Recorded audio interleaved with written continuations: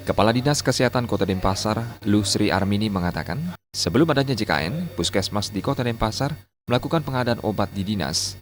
Namun setelah adanya JKN yang menjadi program BPJS Kesehatan, Puskesmas langsung menerima dana kapitasi.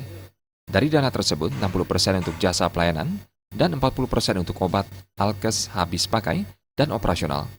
Turunnya dana kapitasi ini justru muncul isu bahwa Puskesmas mengalami kendala dalam pengadaan obat karena Puskesmas tidak memiliki izin seperti IMB, izin lingkungan, dan lain-lain. Terkait hal tersebut, Lusri Armini mengakui, sejak adanya aturan dana kapitasi oleh BPJS, Puskesmas memiliki kewenangan untuk membeli obat sendiri. Namun yang dibeli adalah obat-obat yang tidak bisa disediakan atau melengkapi obat-obat yang diberikan oleh Dinkes melalui UPT farmasinya. Sejatinya, Dinas masih menyokong obat-obat untuk pelayanan dalam pengadaan obat. Bahkan pada tahun 2014, dana yang dianggarkan Kota Denpasar mencapai 2 miliar rupiah. Hanya saja, kendala yang dihadapi Puskesmas dalam pengadaan obat diduga akibat pengadaan yang tidak terlalu besar.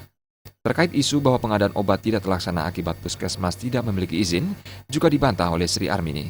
Pasalnya, Puskesmas bukan badan usaha, melainkan lembaga pelayanan kesehatan milik pemerintah. Puskesmas tetap bisa mengadakan obat di bawah pengawasan UPT Farmasi. Pengadaan dari Dinkes tetap ya, jadi melalui mekanisme, jadi melalui EPROK itu, jadi tetap. Kemudian apa yang diadakan oleh dinas tergantung dari kebutuhan puskesmas. Nah, kurang-kurangnya itulah dengan adanya JKN dia boleh memanfaatkan dana JKN itu untuk melengkapi apa yang tidak ada. Jadi kendalanya mungkin di distributor ya, tadi di distributor itu kan mereka mengadakan tidak banyak seperti dinas. Sedikit-sedikit gitu, jadi sehingga mungkin itu barangkali, tapi kita berharap sih nanti tidak sampailah kekurangan gitu, tidak sampai kekurangan. Dan tadi saya konfirmasi sebagian besar distributor sudah mendistribusikan gitu ke puskesmas obatnya ya. Lusri Armini mengakui dalam pengadaan obat tidak semua obat dapat disediakan.